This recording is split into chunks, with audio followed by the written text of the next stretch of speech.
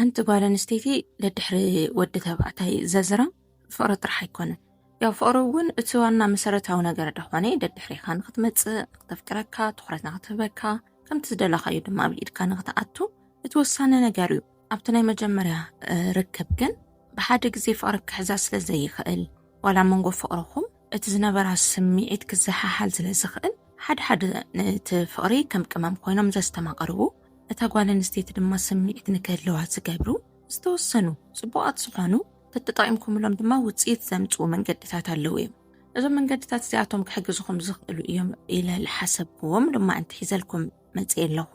ክሳዕ መወዳእታ መደበይ ብምጽናሕ እዞም ሓሳባት ብነጻ ክትወስድዎም ትኽእሉ ኢኹም እዛ ቪድዮ ላይክ ብምግባር ቻናለይ ሰብስክራይብ ብምግባር እውን ኣበረታትዑኒ ሰናይ ምክትታል እሺ ጓለ ንስቴቲ ደድሕሪኻ ንክትመጽእ ንክትፈትወካ سمعتاون نخقوها كتقبرلهم كابتخللو من قدي أرئيخا مخلايو نحنا لك أنستيو زين فتوى نقر تهلوه مقارت زي بلو فقري كلقسلنا خلويو أين فتوانينا كم استعسرنا كم زي متننا يسمعنا حدا نقر لعلى زقبئكا كترحمو خلخا ويون حلفة الفو خوينو كتريو خلخاسي كابتو تأمو قدعاتنا ترأي كان كخيدو يزقبر حانتكم ماما إنا ملا خيام لعلمت أنو خوينوا كم مملأ حليفة مفساس اندحر داء جميرة اتما يفسيسو جزا خيب بلا شوركا كم زلو يزرداكا نتدما ملو بمولا أيد لينو نيلكا تقللكا كتوقدو دسي بلكا سلازي فقرون بدك أنستيو أنصاب إذا عينت ملكتا يزلوا بك العلز قبأنا ندحرز لقاسلنا خوينو ويدما كابتن ندليو نعقبنا خونا ندحر داء ماتيو عدلاينتو ناترأينا زي كونز خيدسي ترفئيو أيد لينن لعلمت أنكوين النابلت تقرلا بخزلوا قمت نخقودل رح يزقبر بأنصارو اتزقب أفقرون هيبكا كندما وترو زي أتصل كتقبرو خلخا مساقات زلمدتو زدليتو نقر كم زهلو مستوعل تجمر حزنا بنت هذا مشت تصبق على التعليلا مالت تشات تقبرو تليخمون بفقري بخبري تصبق أنا تزاربكا تصبق كسمع بمقبار بكر لك مش عم جمرك خوان كلوسي تفقراوي هيوت ولا انت تاقوال نستيتي ولا انت ود تبعتاي طعم زخوان السميعيتي زلوه إذا سميعيتي زمنقوهم كفتار دحر مقبار نصبحيتو دما منم نقرا منقوهم كام زي العقد كبار مالتون كترو للكا خلاح صراب اللوقعهم سلك بزو حيتا العلام بيزي كم زلخان كتفلت كبارا صحوفات قلتف الكاي تملس ايتن وحيوم أرئي خامسان لمدتو نقرالو اتزلمدتو دما أدلاي كم زخوانا نوشت أتسمع والو اتنيوتا أدلاي زخوانا نقار دما بقليلو كترخبو كم زي تقل نكرد عام كبار إذن نقوالا نستيتي دحر ودي نختصر زقد داي ريخم هو من دحر داخوينكم مزوم بتعمل بلايرات سبهالو دك تبعتو بزوح كزي بدك أنستيو زخبابو لعلمات أنفقر سلازلقسو ويعدلهم سلازخوانا تزي خوينوون صبوقات سلازخوانو جنزب سلازلوهم كلا يكونا أبي هو توم زلوت صباق خون الجنزب كخون استفل عليه نجارات إذا نجارزي كم دللا يقال نستيتي كراخ بلو خليه إلى ما يمزح حسبه ولا نزل أربعة قلت كخون خليه بدحريو أبحان تقال نستيتي كنت تزعك الإنفست يقبلوا لك أصدلي هو نجار كل خلونا بتقالي خدو بدحريو ويرح أوا ويون ينقلات أوا سلازي هيبهم سلاز خلوان صبونا جرار يوم كأسأل النت كم زي بلو سلاز الرجاج تقولن بدحري تقال نستيتي أدلاي كم زخانة تودين أتتمنى يتبابو هيوت كم زود دزيك تركب كم تقل سلاز ردعة إذا دماكي حاسبتو نبت بهيوتات صوت الله ودي نخد قوي إذا قددا كم زقبارو مالتي زي كونسي كن إذا من قد زفلتوا انت زدل خيا قال نستيتي صبو كبري صبو فقري تريتمنت تري أمو إذا تريتمنت زيقن كأتسأل النت كم سيبلون على كمش إذا نجار كترخبو تقل زخوانا نجار خفيلا كم زخوانا نكرد أكبر بنسات وهبو ويدما نسخة بين خات شكموت أو تبلو فقر كم سهلة نتفلت قبرنا ويحقزا أمور عزك فلت انت غير خات راحيو مسا خازا زور نابا خازا متص فقر زالقس زخوانا عينت برد خفتلا سلاتسي إذا هيب كام مخلاق وي فقر ريخان دحريت مملس نقوال نستيتي دحريخان كتمتس تسكابرايو نحما أي تتأملو جن نزعت تفكرك تدلي قوال نستيتي بتكبر أرئيا كالأي دما كم استعزب كاي أنك تفلت قبرة حزب بزوح كزيان منقو فقرات زكاة من نقر انتهالو قال حما نقر كسرح كلو وي كنعزب كلنا جلسي ንምንታይ ዳ ከምዚ ጌርኪ ተዳ ኮንኪ ናምን ብዛዕባቱ ጉዳይ ዝኾነ ትንታነ ንጽበ ተተንቲኑልና ተረዲእና ይቕረታ ክንሕተት ኢና ንጽበ እዚ ነገር እዚ ናዚ ጥፍኣት ክብደት ዘጉድል እዩ ንምንታይ ዶንጋ መሊሰትልካ ዘይኸውን እዛ ጥፍኣት እዚኣ ከከምልከታና እምበር ክነግዝፋ ንኽእል ክነንእሰውን ንኽእል ኢና ኣብ ክንዲዚ እታ ጓል ኣንስተይቲ ናባኻ ንክትመጽእ ትገብረሉ መንገዲ እንታይ መሲልካ ዘይምጭናቕ ክብለካ ከለኹ ሕዚ ጥፍኣት ከም ዝሰርሐት ከም ዝተረድአካ ዝተወሰነ ኣንፈተር እያ ብድሕሪኡ ግን ኢልካ በቃ ነገራት ክደፉም ብድሕሪኡ እቲ ማለት ተውቃዕ ዝነበርካ ኢነርጂ ገለ ቀንሶ ወይ ኣጥፋዩ እዚ ከም ዝተዓዘብካ ዝገልጽ እዩ ሓደ ሰብ ጥፍኣት ክሰርሕ ከሉ ኣብታ ጥፍኣት ዝሰርሕላ ሰከን ብደንብ ገይሩ እዩ ዝፈልጥ ከቕይመካ ከም ዝኽእል ክጎድአካ ከም ዝኽእል ሕማቕ ተግባር ከም ዝሰርሐ ንውሽጡ ይሓስብ ይርድዖ እዩ ብድሕሪኡ እቲ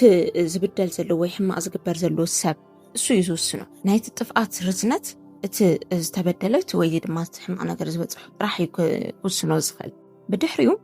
ናታ ቀላል ወይ ድማ ንእሽተይ ዝተባሃለት ጥፍኣት ኣኽብደ ኣብላ ማለት ተጨቃጭቁ ሕማቕ ተዛረባ ገለ ዘይኮነሲ በቃ ኢነርጂ ከቐይር ኣይተጨቃጭቃ ኣርድነይ ትበላ ገለገለ ጥራሕ ግን ከም ዝተዓዘብካያ ዝገልጽ ገለ ነገር ግበረላ ጥፍኣት ጥራሕ ኣይኮነን ኢቭን እውን ብዛዕባ ሂወታ ክትዛረብ ከላ ገለ በቃ ዕዝብ ከም ዝብልካያ ዘይግበር ነገር ከም ዝገበረት ንኣኻ ጥራሕ ኣይኮነን ከተወግዕ ከለኹም ብዛዕባ ካልኦት ሰባት ክትዛረበካ ከላ በቃ ሰብ ክገብሮ ዘይኽእል ነገር ከም ዝገበረት ሕማቕ ቦታ ከም ዝነበራ ገለ ዝገልጽ ምክንያቱ ምንታይ ከም ዝብለኩም ለኹ መስለካ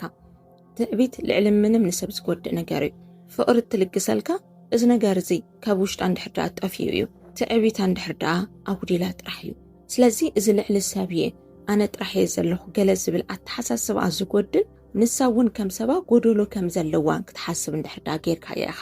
ሰብ ኩሉ ንነብሱ ፍጹም ገይሩ ዝሓስብ ጥፍኣት ከጥፍእ ከለውን ሓሲበሎ ይኾንክን ከምዚ ማለት ኣይኮንኩን እናበለ ዘቕርቦም ምኽንያታት ንውሽጡ ይሰምዕ እዩ ስለዚ ዝጎደሎነት እዚ ክርዳኣ ንሳ እውን ጥፍኣት ከም ዘለዋ ንክትሓስብ ምስ ሰባ ማዕረ ከም ዝኾነት ንክርዳኣ ግበራ ማዕረ ከም ዝኾነት ተመሳሳሊት ከም ዝኾነት ጎደሎ ከም ዘለዋ ሰብ ሸፊኑላ እምበርሲ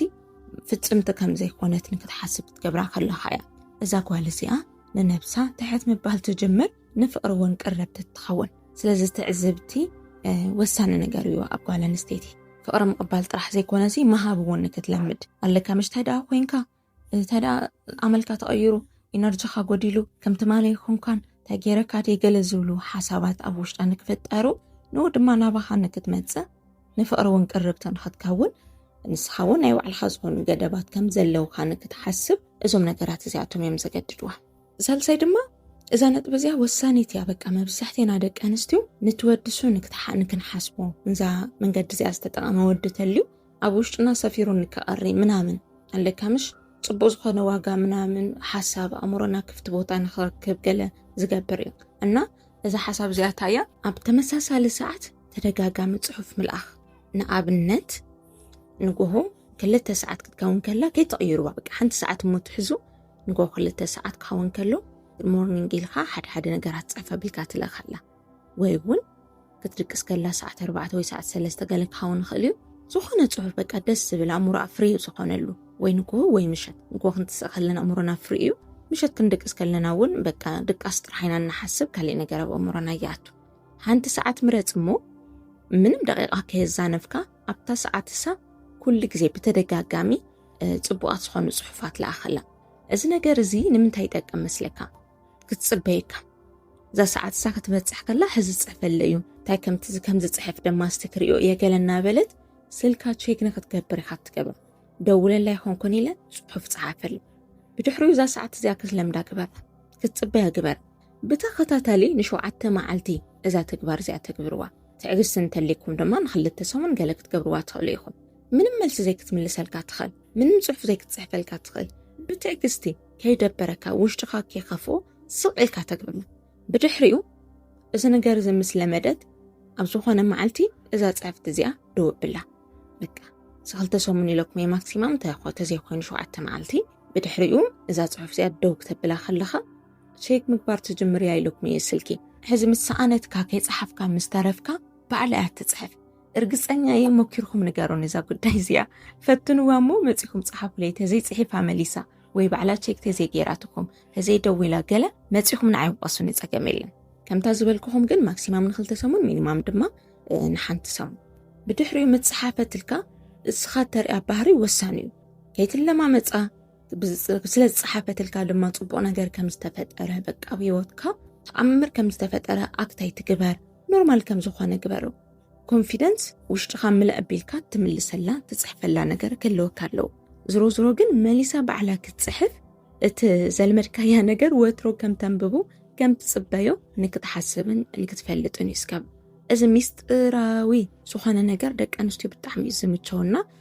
ወይ ንብህጎ ብሓደ ግዜ ኩሉ ነገሩ ፍልጥልጥ እንብሎ ወዲ ብዙሕ ይስሕበናን እዩ ሎማ አንተ ተኾይኑ ዘይጽሓፈልይ ማለት እዩ መባላ ይተርፍን ኣብታ ሰዓት ንሳ እዛ መንገዲ እዚኣ ተጠቒምካ መሊሳ ባዕላ ቼክ ንክትገብረካ ፍቕሪ ንክትበካ ምናምን ክትገብረሉ ዕድል